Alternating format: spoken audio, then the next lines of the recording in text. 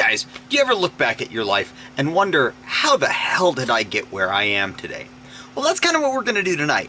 Only this time, it's with guns.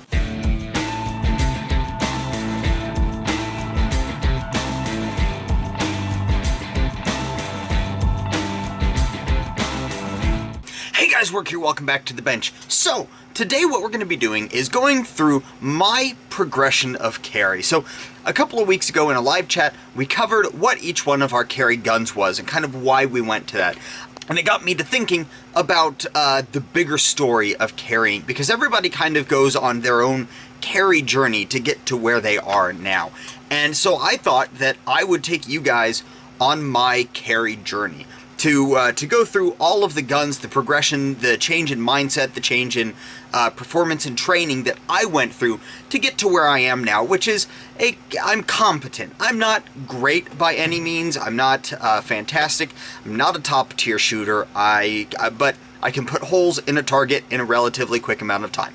So I thought it'd be kind of fun to share with you guys where I'm coming from and where all I've been. So, first up, my very first handgun ever was, I actually bought it from my mother-in-law. It was a Smith & Wesson Model 410, and it was a really cool semi-automatic, indicative of like the early 90s, the same time that Smith & Wesson had their really popular 9mm out. I can never remember the number scheme of it, but it was a cool gun. It was in .40 caliber, and it was a really nice gun, but it was too big to carry for me. It was too big to conceal carry. I had just become a conceal carry holder, or a license to carry handgun here is what it is in Indiana.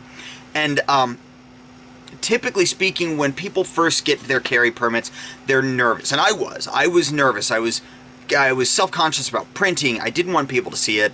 I was scared of it, and so when I went out looking for a handgun, I didn't talk to a whole lot of people. I didn't ask a lot of questions. I did internet research, and I figured that smaller is better. And I wanted a small, easy-to-conceal handgun. I wasn't concerned about too much about magazine capacity. So what I picked up first was, now I've got guns to represent kind of each one of these steps, but I'm going to tell you right now, they're not the guns in most cases. So I went out and I picked up a Ruger LCP.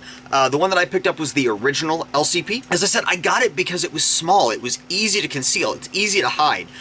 You can get multiple different styles of holsters. Now, the holster that I picked, you guys are going to cringe. It was one of those pancake style, like soft holsters where it can fit. It's universal. It's a terrible holster. Don't tell Dark Horse. He doesn't need to know that. But you know, I wasn't that into guns. I didn't do a lot of research on it, and I was terrible at firing it. For those of you who have shot a first-gen LCP, the trigger is incredibly long and heavy. It's a revolver-esque. It's a double action only trigger, and it's just a long, heavy trigger. And for a new shooter, that paired with the relatively harsh recoil of a small 380 pistol just wasn't good. So along the lines, along my progression, I decided I want something bigger. I got a little bit more confident with myself with concealed carry, that people, let's be honest, people don't look. They don't see that, okay? They don't see when you're carrying a gun. So I got a little bit more comfortable, and I went and I picked up a Ruger LC9. So the reason that I picked the Ruger LC9 is because the trigger was similar to the LCP, and it had a safety, which I thought was awesome. Because again, at the time, really, you're talking really low confidence with handguns. Not used to them, not used to being around them. I did not grow up with guns. This wasn't something that was comfortable for me. This is just kind of something that I decided, it's the world is getting to a point where I would feel more comfortable with the ability to protect my family with this tool. So I picked up an LC9. And, I was a little bit more confident, but I had done very little research on it. I chose it because of the familiarity with the trigger. I wasn't good at shooting it, so I carried that for a while. And at this point, I did not shoot a lot. I made it to the range maybe a couple of times with each one of those firearms. We're not talking a lot. So, again, as you go on, your confidence changes and you get more confident.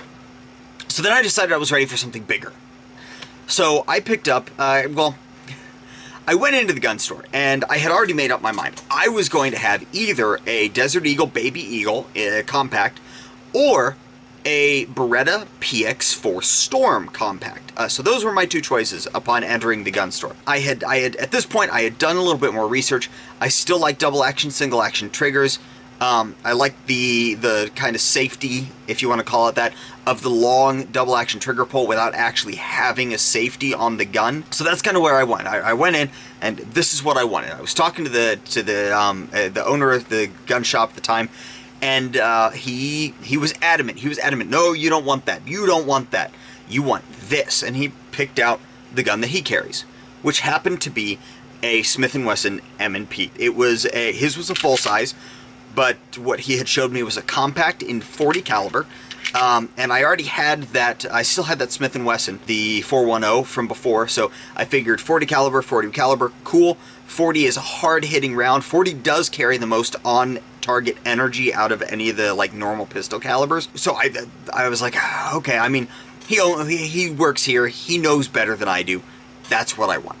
So I went ahead and got it. I got a Smith & Wesson M&P first gen compact in 40 caliber, which is like 10 rounds, I think. It's like 10 rounds, I think. Because I think the 9mm is 10 or is 12 rounds. So it was like 10 rounds, and so that's what I got. Again, didn't shoot it a whole lot. I did take this one to the range at least. I shot it a couple of times. It was terrible. I could barely hit the broadside of a barn at this point. Shooting low left consistently every time. And, you know, I wasn't good with it, but according to the guy at the gun shop, I was supposed to be good with it. That was the better gun. So, with that being said, I kind of stuck with that. Over time, I had decided that I liked the trigger in the M&P a little bit better than the trigger in the LC9, so I sold the LC9 off, and I picked up a shield. So, and this is actually the shield that I picked up. I got this in 9mm because, you know, even though I knew that I wasn't good with the 40, I still had it, but I knew that with this size of a gun, I was not going to be good. 40 caliber was just going to be too much for me. So I got it in 9mm at the time. The thumb safety model is the only model they had. And all of these guns have been safety checked multiple times, by the way, just throwing that out there. So the safety model is the only one that they had. And so that's what I got. Started carrying that as like a kind of lightweight clothing EDC, and eventually it just became my EDC. The 40 cal compact, the grip wasn't big enough. The 40, I just wasn't comfortable with it completely. So I ran with that for a while. I ran with the shield for a while, and you know, after a while, I kind of jumped between the shield and the compact, and after a while, I just wanted something different. I wasn't good at shooting either the shield or the M&P Compact. I don't do well with that trigger, that hinge trigger. I just don't. I don't know what it is. I can't shoot it worth a crap. So on my 30th birthday, I went out and I got myself a birthday present. I picked up this, my first CZ. This is a CZ P07, 15 rounds, compact, hammer-fired gun. And I love this gun. This gun changed my entire outlook on firearms and kind of how I viewed the companies that I bought firearms from, and my how I viewed it. As it went from, hey, I have this thing that I carry, to this is fun, this is a hobby, this is something I can do, and it's all because of this gun. This channel, all of this is because of this gun. So I picked up this gun and I started shooting more. You know, I still didn't shoot a lot, but I shot more, and I could shoot better with this gun than I could with the M&Ps, and obviously the Rugers at any point in time. Even through the double action, I could shoot better with this gun. So after about 2 years of having just this as my daily driver CZ, I picked up another CZ. So I like the company, but everybody raves about CZ and their metal framed guns, right? You know, everybody's heard it. And so I went out and I started looking for CZ's metal frame guns, and that's when I found this guy. This is my CZ P01. Now, this is, again, is the gun that I got, and it looks very little like it did when I bought it. This gun, again, kind of a revolution for me.